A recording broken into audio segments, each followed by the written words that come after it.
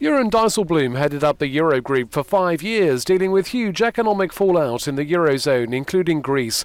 Speaking to Euronews in Brussels, he says it's a good thing Athens has now exited its final bailout, but he looks back with frustration. Some people called the exit of Greece a great success and the programme a success, and I don't think you can say that. The programme was very long, very hard, with many failures. When Greece was going through that crisis, how often were you putting yourself in the position of the Greeks themselves? I mean, what was your sort of head telling you over your heart? It actually made me very angry to think of the consequences for, let's say, the normal Greek people that were in a very hard situation.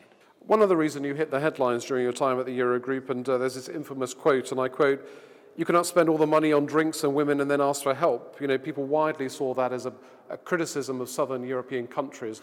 Do you regret saying those remarks? Well, you were called racist and xenophobic. Yeah, well, let's ignore those comments. But do you regret making those remarks? I think the key remark I made was that you cannot have a community, and the Eurozone is a community, if you just want the solidarity but not the responsibility. I would have rephrased it had I the opportunity again. As Brussels and London try to close in on this very elusive Brexit deal, if you were sat around that negotiating table with Dominic Raab and Michel Barnier in Brussels, what would you be saying to them?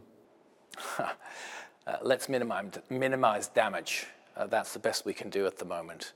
And I think we need to prepare for some really bad scenarios. Do you think there will be a deal? I'm an optimist, so I still think it's possible, but there will have to be some red lines crossed. And the big question is political stability.